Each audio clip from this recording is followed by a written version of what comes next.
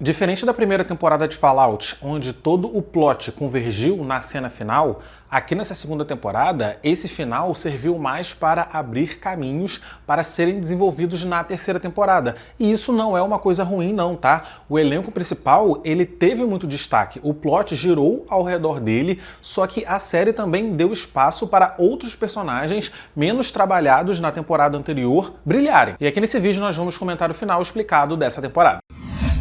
Fala galera, aqui é o Matheus Mendes, sejam muito bem-vindos a mais um vídeo aqui do canal. Vídeo esse pra gente comentar o final de Fallout. Eu não consegui fazer a cobertura semanal dos episódios aqui no canal, mas eu não podia deixar de vir aqui e comentar sobre o final da temporada e da temporada como um todo, que eu gostei bastante. Eu ouso dizer, inclusive, que Fallout é a série adaptação de jogos de videogame que eu mais gostei, e a gente vai falar sobre ela aqui. E se você está chegando no meu canal através desse vídeo, já se inscreve, aqui eu falo bastante de séries e filmes, ativa o sino de notificação também para ser avisado toda vez que eu postar um vídeo novo. E se você treina, faz academia, faz CrossFit e quer comprar os seus suplementos, produtos e roupas de treino com desconto, usa o cupom Mateus lá no site da Grove, que você, além de economizar, você também ajuda na criação de conteúdo por aqui. Você entendeu o que o Hank quis dizer quando ele disse para Lucy que a superfície é o verdadeiro experimento e não os refúgios? Esse foi o melhor momento do episódio para mim, porque colocou em xeque tudo que nós acreditávamos até esse momento. Era de consenso geral que a Vault-Tec criou mais de 100 refúgios, ao redor dos Estados Unidos antes da Grande Guerra e vendeu esses refúgios a empresários. E aí os empresários colocaram dentro desses refúgios o que eles acreditavam que era a população perfeita. Vimos que o Bud projetou os refúgios 31, 32 e 33 e colocou ali dentro a sua ideia de civilização perfeita, com os funcionários da Vault-Tec servindo de supervisores. A gente viu na temporada passada o refúgio 4, onde foram colocados apenas cientistas nesse refúgio. E a gente viu que deu tudo errado, porque os cientistas começaram a fazer experimentos com os humanos ali. Então o Hank falar que a superfície é o verdadeiro experimento é muito poderoso, porque mostra que tem uma força muito maior que a Vault-Tec e os empresários, uma força invisível que é quem realmente está dando as cartas. E essa força é o Enclave. É para o Enclave que o Hank vem trabalhando todo esse tempo. É um Enclave, a força invisível,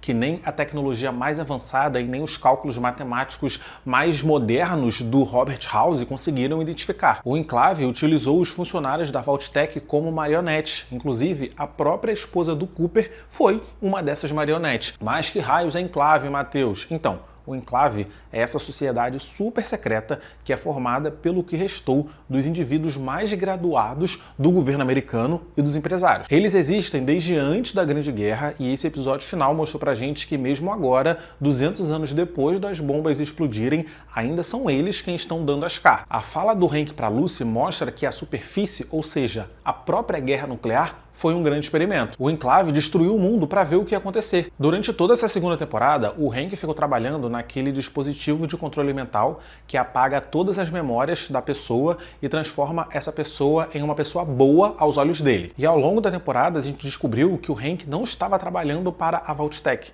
Ele estava trabalhando para o Enclave, os investidores da Vault-Tec, os poderosos ocultos que governam o mundo por trás das cortinas. E seguindo as ordens do Enclave, o Hank diminuiu aquele dispositivo de controle mental para ele ficar virtualmente indetectável na superfície, e ele fala para Lucy que ele já enviou a sua equipe de desenvolvimento para os ermos e que eles estão seguindo ordens escritas séculos atrás.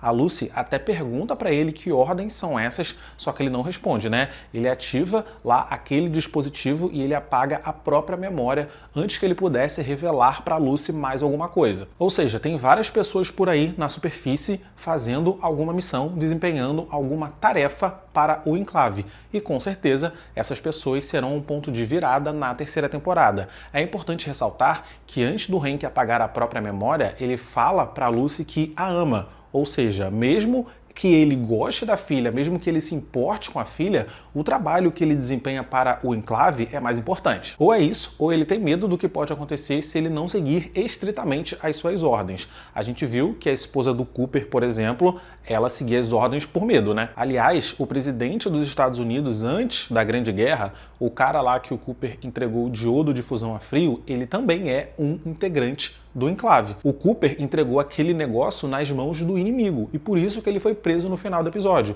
O enclave descobriu que ele já estava sabendo demais e resolveu tirar ele do caminho. Agora, uma coisa que o Norm tem é sorte, né? O pessoal lá do refúgio tentou matar ele, acabaram liberando ali uma infestação de baratas mutantes e a única coisa que o Norm precisou fazer para se salvar dessas baratas foi se esconder ali embaixo da mesa, enquanto todas as pessoas do refúgio eram mortas pelas baratas dentro daquela sala. Uma pessoa sobreviveu, né? A Cláudia, e o Norm a resgatou. No final do episódio, a gente vê o Norm dizendo que vai levá-la para casa, ou seja, ele vai levá-la para o Refúgio 33. Só que o Refúgio 33 não é um lugar muito seguro nesse momento. O Norm descobriu anteriormente nessa temporada que o plano final para os refúgios 32 e 33 era infectar eles com esse FEV, né?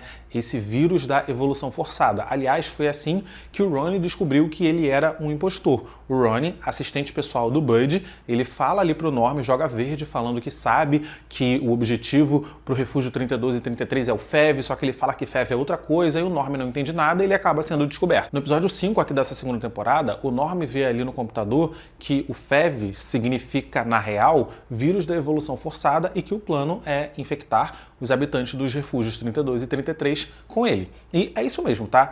Esse vírus, ele transforma geneticamente, ele muda o DNA das pessoas e transforma as pessoas em supermutantes e aberrações mesmo. Aliás, esse vírus foi usado para criar os destroçadores também.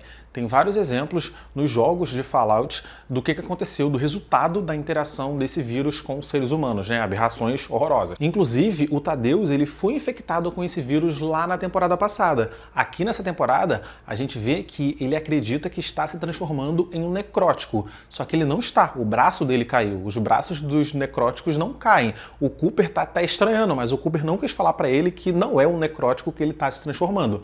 Ele tá virando um super mutante. Ele vai virar uma aberração, ele vai virar alguma coisa, talvez até mesmo um centauro. Uma coisa é certa, ele não vai ser um necrótico como o Cooper. O Cooper está mais próximo da sua família do que ele jamais esteve. A gente descobriu aqui nesse episódio final de Fallout que o Robert House morreu em algum momento no passado. No futuro, né, no momento presente da série, ele não está mais vivo, mas ele conseguiu copiar a sua mente e transferir a sua memória, sua personalidade, enfim, sua mente para esse dispositivo eletrônico. E quando o Cooper ativou esse dispositivo com o diodo de fusão a frio, ele voltou à vida. Ou seja, o Robert House esteve falando a verdade para o Cooper todo esse tempo. Tinha, de verdade, uma pessoa oculta, uma força invisível que estava dando as cartas o tempo todo. Não foi o Robert House que ordenou a explosão das bombas, foi essa força que agora a gente sabe que é o enclave. Inclusive, lá naquela cena antes do Cooper ser preso, o Robert House liga para ele e avisa que ele não tem nada a ver com o que vai acontecer com o Cooper. Agora, no futuro, muitos anos depois, o Robert House finalmente conseguiu o diodo de fusão a frio. E aí sim, ele ajudou o Cooper a chegar até a câmara de criogenia, onde a sua esposa e a sua filha estavam preservadas. A série ainda não explicou como que o Cooper se separou da sua filha, porque na primeira cena da série, lá no primeiro episódio da primeira temporada, ele estava com a filha quando as bombas explodiram, né? Então alguma coisa aconteceu para eles se separarem. Isso ainda há de ser revelado. A coisa importante que a gente descobriu aqui nesse episódio é que quando ele chegou lá na câmara de criogenia, elas estavam vazias. A sua esposa e a sua filha não estavam mais lá, mas a esposa do Cooper deixou um recado para ele. Lá naquele cartão postal, ela escreveu atrás, era uma mensagem para ele dizendo que Colorado era uma boa ideia. E eles já tinham falado de Colorado antes, então quando o Cooper leu aquilo, ele entendeu tudo. Foi uma mensagem da esposa dele e ele sabe que a sua esposa está viva. Por isso ele parte de Vegas rumo ao Colorado e será em Colorado onde a terceira temporada de Fallout vai se passar, né? Tudo indica. O Cooper então larga aquele Pip-Boy que tá com a mente do Robert House para trás e vai embora. Só que o Robert House, a mente do Robert House, ela tá copiada em uma máquina, né? Ela tá digitalizada. Então ele pode viajar para onde ele quiser. E a gente vê mesmo que lá no final ele conseguiu voltar para o Luke 38. A gente vê lá naquela cena que a Lucy tá com o Maximus lá, que a tela pisca e aparece o rosto do Robert House. Ou seja, ele conseguiu voltar para Las Vegas, conseguiu voltar para sua casa. Ou seja, a história não acabou para ele e ele está de posse do diodo de fusão a frio.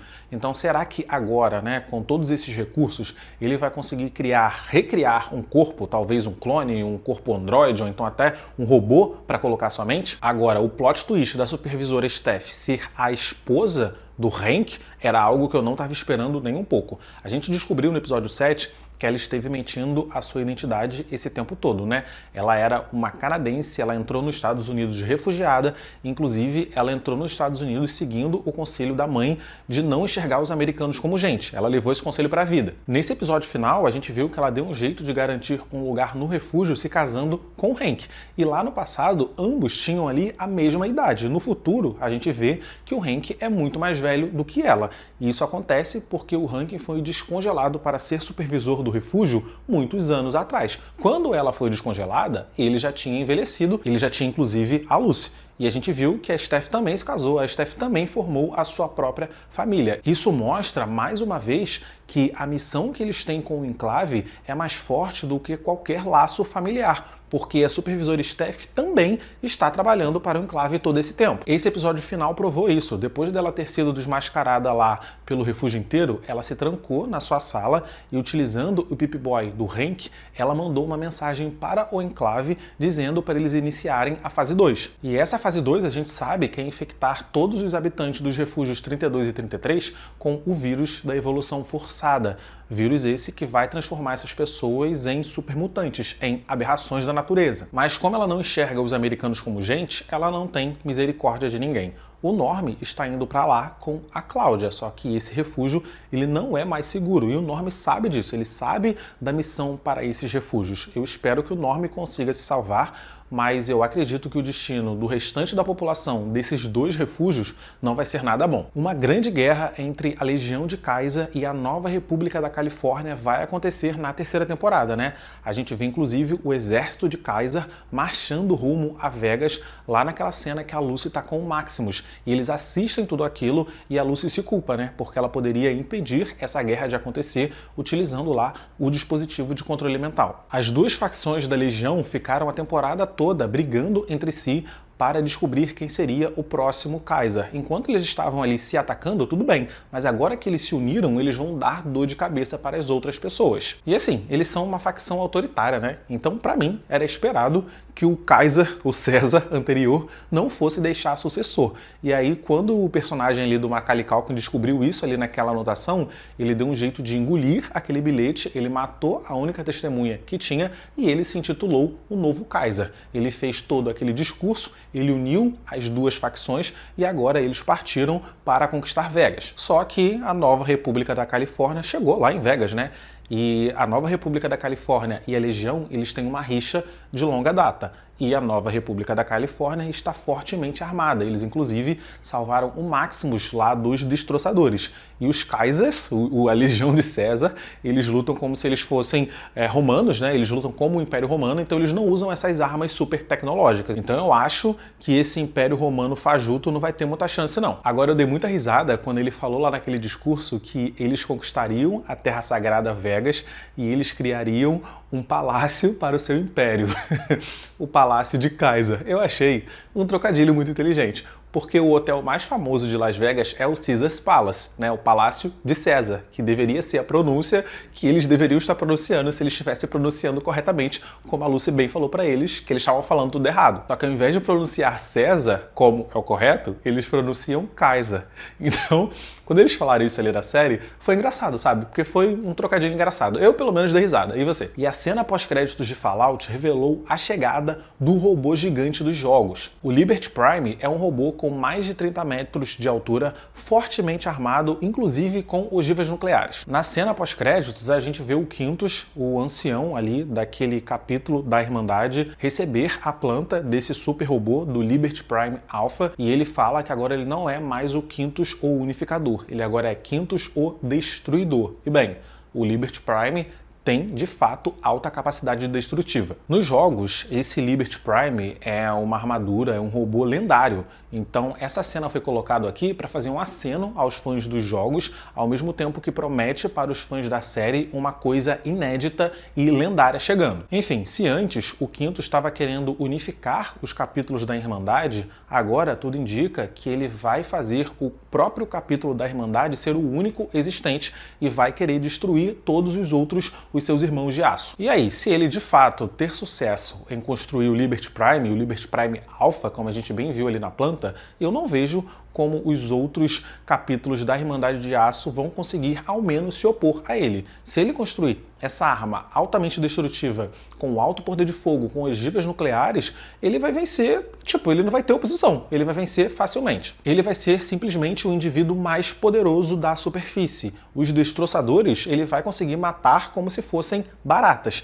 Tanto poder assim na mão de uma pessoa só nunca é uma coisa boa, mas em Fallout vai ser uma coisa muito divertida de assistir. Mas é isso, o que vocês acharam dessa segunda temporada de Fallout? Coloca aqui nos comentários que eu vou ficar de olho no comentário de vocês. Deixa o like, por favor, porque o like me ajuda pra caramba. Se inscreve no canal se você não está inscrito também. Clica nos meus vídeos que estão aparecendo aqui do lado para assistir meus vídeos anteriores. Não esquece também de usar o cupom Mateus na Growth. É isso, tchau e até o próximo vídeo.